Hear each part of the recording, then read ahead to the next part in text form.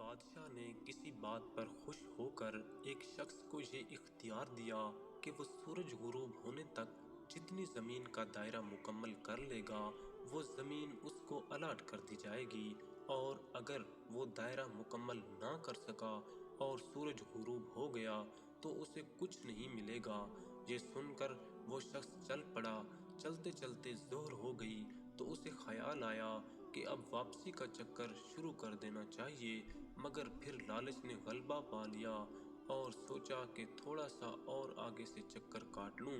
پھر واپسی کا خیال آیا تو سامنے کے خوبصورت پہاڑ کو دیکھ کر اس نے سوچا اس کو بھی اپنی جاگیر میں شامل کر لینا چاہیے۔ الغرض واپسی کا سفر کافی دیر سے شروع کیا۔ اب واپسی میں یوں لگتا تھا جیسے سورج نے اس کے ساتھ مسابقت شروع کر دی ہے۔ وہ جتنا تیز چلتا پتہ چلتا سورج بھی اتنا جلدی ڈھل رہا ہے۔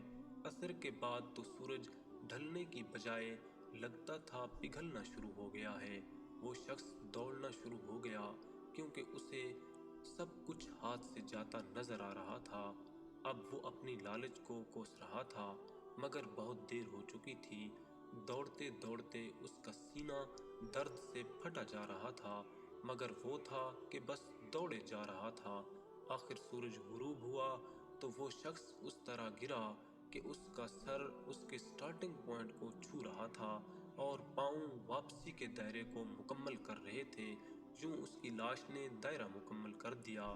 جس جگہ وہ گرا تھا اسی جگہ اس کی قبر بنائی گئی اور قبر پر کتبہ لگایا گیا جس پر لکھا تھا، اس شخص کی ضرورت بس اتنی ساری جگہ تھی جتنی جگہ اس کی قبر ہے۔ ویڈیو کو لائک کریں، چینل کو سبسکرائب کریں۔ Thanks for